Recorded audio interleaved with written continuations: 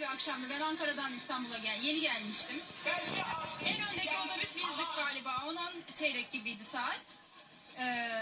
Birden karşımızda askerleri görünce insanlar önce anlayamadı ama zaten olağan dışı bir durum varsa ya polis vardır dedik ya da askerlerin ne işi var. Herkes başlangıçta bir şey anlamamıştı fakat sonra ortam gerginleşmeye başladı. Otobüsler kapıları açmaya başladı. Diğer çevredeki otobüsler falan. Bunun üzerine dayanamadı otobüsteki biri bağırdı, yeter artık bizimkinin de kapıyı açın. Bir anormal bir durum var falan diye. Herkes gergin geri yürüdük. Uzunca bir yolu geri yürüdük ama şuna tanık olduk yani hala elim ayağım titriyor aklıma geldikçe. Karşımızda gövde gösterisi yapan, durduk yere yolumuzu kesen bir güruh var.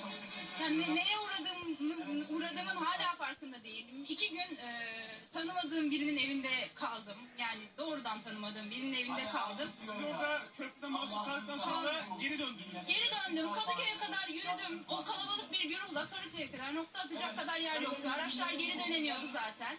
Kadıköy'e kadar yürüdük. Rıstım'a kadar yürüdük. Karşıya geçmem. Benim ertesi gün sınavım vardı. Karşıya geçsem nasıl geçerim diye düşünürken vapur da yok o saatte. Marmara'ya gidelim dedik. Bu sefer onun da tutulacağını düşündük. Korkunç bir kuyruk vardı. Kadıköy'de Üsküdar dolmuşlarının önünde. Ben hayatımda o kadar kuyruk gördüğümü hatırlamıyorum yani. Taksi kuyrukları doluydu. Kim ne yapacağını bilmeyecek halde böyle ortalığa dağılmış haldeydi ve hala o zamana kadar işin ciddiyetinin de farkında değildik aslında. Zar zor bir şeye bindim, bir dolmuşa bindim. İndim Üsküdar'a. O an kimi arayacağımı da bilmiyorum zaten. Sağ olsun bir arkadaşım birini aramış. Beni aldılar. Kaldım 2 gün boyunca dışarı çıkamadım. Bomba seslerini duydum. Uyuyamadık gece. Yani birileri muhtemelen orada tanklar üstlerine geliyorken ben bu sesleri tanık olduğumda da hala hatırladıkça şey yapıyorum. Yurt dışına çıkacaktım. Hepsini iptal ettim. Yani Allah gerçekten kahretsin bunları. Kalktım memleketime geldim yani. Peki o anları yaşadınız, o şoku yaşadınız ve ondan sonra halkın meydana çıkmasıyla birlikte o hainleri, tüm emelleri boşa çıktı. Umduklarını bulmadılar, halk sokağa çıkınca halk tokatı vurdu. Siz de şu an meydanlardasınız. Siz daha iyi özetlersiniz halkın meydanlarda olmasını. Özetleyebilir misiniz bize? Neler hissediyorsunuz sen de burada gördükçe? Ben açıkçası yani bu belki umutlanmak doğru bir kelime olmayabilir ama bunun böyle dayanışma olması, herkesin bir arada olması, her türden insanın bir arada olması.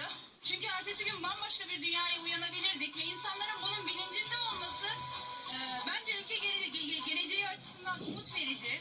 Umarım daha böyle bir şeyle karşılaşmayız ve bence böyle bilinçli bir topluluk, bilinçli bir millet, birbirine bağlı bir millet olduğu müddetçe de olmayacağını düşünüyorum. Ben de bu akşam bunun için buradayım. Yeni indim uçaktan. Yani inşallah Allah sonumuzu hayır etsin yani. Çok geçmiş olsun. Sağ olun. Sağ olun. Size de kolay gelsin. Sağ olun. Teşekkürler. Evet efendim. O anları yaşayan bir arkadaşımız bize anlattı. Buyurun. Buyurun. Neler yaşadığını aktardı bize. Buyurun hoş geldiniz. Birebir dinledik ve